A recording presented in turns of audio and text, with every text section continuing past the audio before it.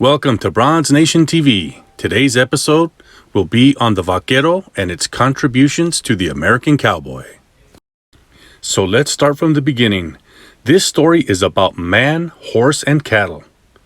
Here is the true story of the first cowboys of the Americas, the Mexican Vaqueros. We must go back to 1519, when Hernán Cortés arrived to Tabasco, Mexico.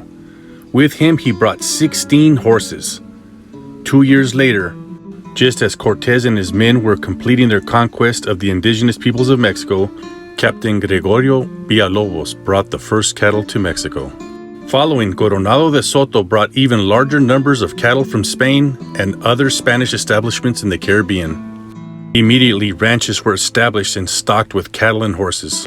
The Spanish vaqueros trained native Indians roping skills using braided rawhide called riatas. The word vaquero comes from the Spanish word vaca, for cow. Vaqueros had been herding and driving cattle and wild horses for hundreds of years.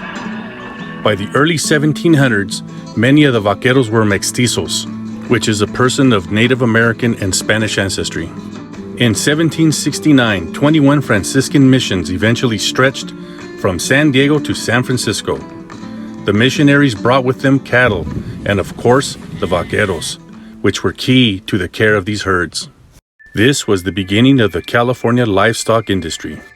Eventually, the expansion of the livestock industry reached Oregon, Idaho, Nevada, Arizona, and Hawaii. Yes, Hawaii. Please see my video on the pañuelo, the Hawaiian cowboy and its Mexican roots. The Mexican vaqueros took their equipment and livestock handling techniques and found work in those states. Their roping, riding, and ranching knowledge was unsurpassed. By the 1800s, American settlers journeyed west and adapted facets of the vaquero culture, including their clothing style, words, and cattle driving methods. Here are some examples of the words that came from Spanish to the English cowboy vocabulary. Buckaroo comes from the word vaquero, derived from the word vaca, which means cow, by means of the suffix ero. Texas kept it original with the Spanish spelling. However, California used the word buckaroo. Let's get into some other words that were borrowed from the Spanish. The cowboy term vamos comes from the Spanish word for let's go, vámonos. Chaps come from the Spanish word chaparreras. Corral comes from the Spanish word corral. In English, it's also as a verb, meaning to force an animal into an enclosure. The word rodeo comes from the Spanish word rodear, meaning to surround. Remuda comes from the Spanish word remudar, which means exchange.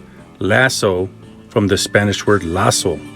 Rietas, Spanish word for rope, is used in English in the same way, or lariat. The saddle is secured on the horse by one or more cinches.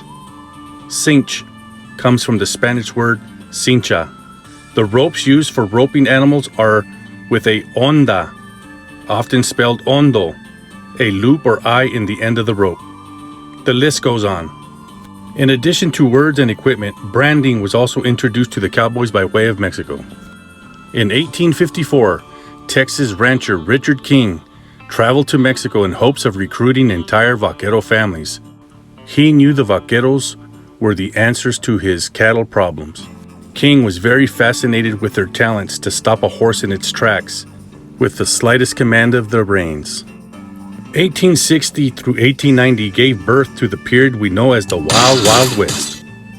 The 1900s brought us worldwide recognition, especially here in the United States, with legendary cowboy movie stars and politicians like Will Rogers, Gene Autry, John Wayne, President Ronald Reagan, etc.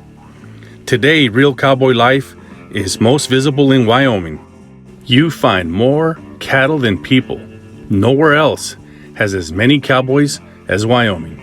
So to close, I have to say, cowboys, cowgirls, country music, and country life owe credit to the cowboys before them, called Los Vaqueros Mexicanos.